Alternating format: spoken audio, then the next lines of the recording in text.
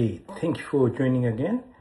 Let's keep talking, and today let's discuss how we can get some practical points on to how to make your life living a more balanced life, how you can find more happiness, peace, joy.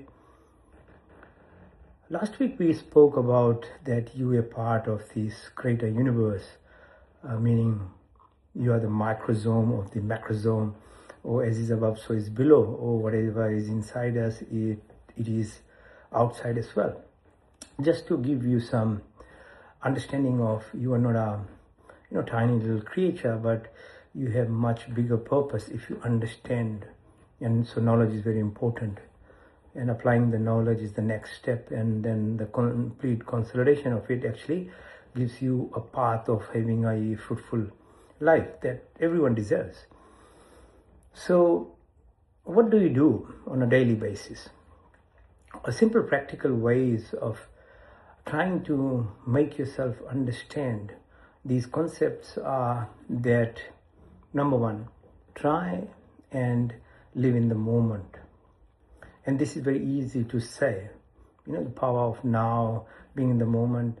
It's all a word or a sentence, but it's very difficult to be in it. So what are practical ways of doing this thing? So life, that is we are as a physical being, which is the reality, is for living. So number one thing I would say is learn to live your life. So what do you do by that sentence? So when you wake up, don't just pick up the phone, because phone, will have all the distractions of the world. So wake up, be present. And one of the most important parts of our life is our waking up in the morning. We are transitioning through what's called the theta wave into alpha and into beta waves. These are slow waves. These waves are actually very conducive for planning your day, what you want to do. So in a simple way, as you wake up, be present in yourself and maybe have few thoughts of what you want to do in the day, because that registers very well inside you. Then be in the moment of, if you having a shower, brushing your teeth, making tea, which would give you opportunity to actually express some gratitude, because that's another excellent positive energy in your body in terms of giving you hits into positive chemical mediators. So like just thinking of where did the milk come from, the farmers, the cow, the trucks, the Aldi shop, and all the way now you're drinking it. So being present in the moment. Again, trying to avoid at least once a day not to watch your phones while you're eating or drinking or TV or something like that. It will help you become more closer to your true self. So then the same thing applies. If you are walking, make sure you are present and feel your feet hitting the earth. If there are birds chirping, be aware, conscious of those sounds. If you watch flowers, if there are animals, pets, petting them, talking to them, the nature, and if you say the creator God has expressed itself in its creation. So try and actually relate with these plants, animals, your nature. And scientifically, these are all validated that if you associate with nature and its beings, your cortisol comes down. Your DNA performs much better. You have epigenetics effect on yourself. So there is enough science behind all these things as well. And more importantly, you yourself are now becoming present in the moment. So continue doing this, because as I say, our ego self is what actually is manipulating the life that you want to live. It keeps you putting you off and making you plan for something different, while whatever you can actually obtain in life is in the moment anyway. But the paradox of life is such that being a human, you'll have to use your intellect, the discriminatory power of actually taking responsibility. That's why you're a human being. As opposed to plants or animals, you can see they are content in whatever the environment is, whatever the life they live. But it's a two-sided kind of sword for human freedom. So you have to have that knowledge, as I say. So living the life is very important in that way on a daily basis.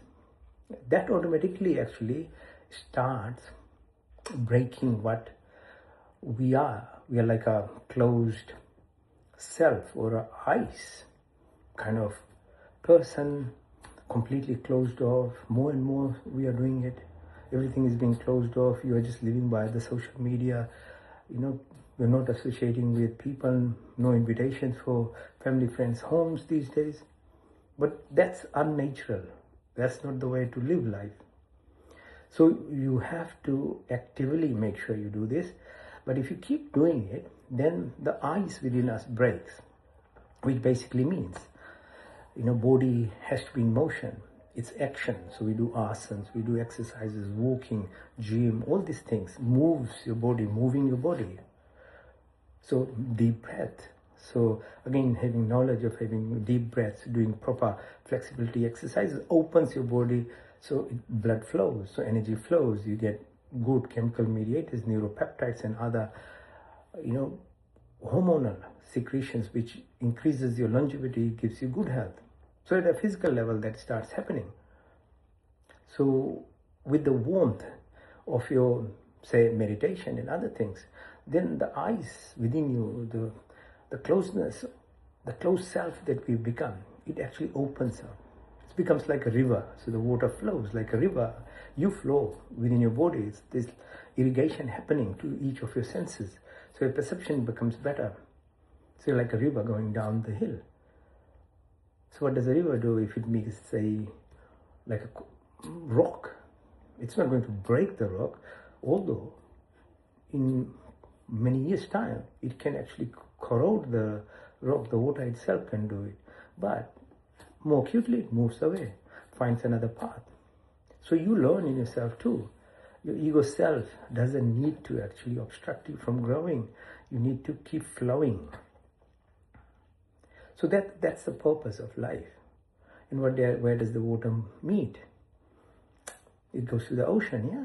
So you yourself, we ourselves, as part of the macrosome into macrosome, the me has to meet the I, that is what is watching us.